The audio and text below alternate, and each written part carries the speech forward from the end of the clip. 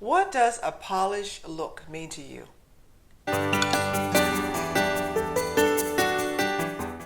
I'm Sheila, and this is Chic and Confident, a channel for women over 50 who want to dress well with ease. For the best style tips, hit the subscribe button and ring the bell, and you'll be notified every Tuesday when I upload a new video.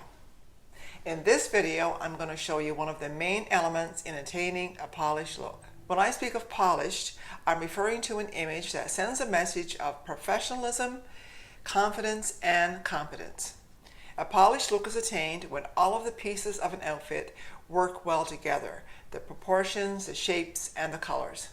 So let's talk about proportion. There are two kinds of proportion. Proportion in terms of clothing pieces in relation to each other, such as a skirt and a top, or proportion in relation to clothes and body shape and type.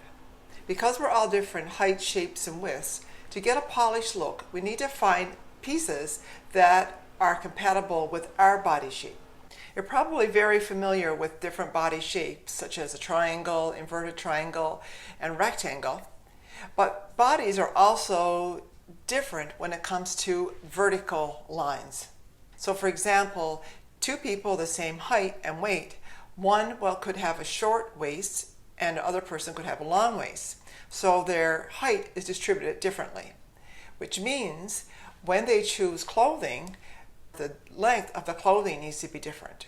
So let me give you some examples. A person who has a short neck would want to wear a scarf that is long and creates an elongated look, so the eye is drawn downwards. A person with a long neck could shorten the look of their neck with a scarf that comes up high around their neck. So it's important to choose a scarf that is in balance with your neck, whether it's long or short. Here's another example. If a person has short legs and they wanted to make them look longer, they would wear an outfit such as this one. So you can see in this outfit how the legs look much longer because the pant leg comes right down to the floor and the sweater is short. For a person who already has long legs, if they wore this outfit, their legs would look even longer. The belt you choose should also be in balance with whether your waist is long or whether your waist is short. If you have a short waist, you want to wear a narrow belt to create a look of more distance between the belt and the bust. If you have a short waist and you wear a wide belt, you're taking up a lot more of your waist area and your waist will look shorter.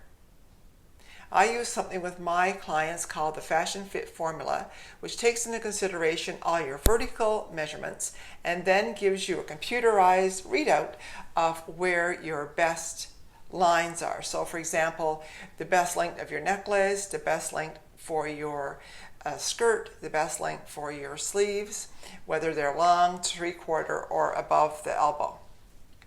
If this is something that interests you and you'd like to get done, just send me an email and my link for that is in the description box. When I went through this formula, I found out that my best length necklace is right below my collarbone. So as you see in this picture, without any necklace, there seems to be just too much area. When I wear it in the right place, it fills in that area and it looks so much better. You can also see it on this next photo that I'm going to show when I talk about boots. And in relation to your arms, it's very important to choose the right jewelry. So for example, if you have large arms and you wear a large bracelet, your arm will look larger. And the reason it looks larger is because the most narrow part of the arm is covered. In this case, a tiny bracelet would look much better and would be much more in balance. So now we'll talk about clothing in relation to each other. What I'm showing you here is a very lightweight dress, and with it I'm wearing heavier boots. Not real heavy, but too heavy for this lightweight dress. So when you're wearing something lightweight material, your shoes or your footwear needs to also be lightweight so it balances.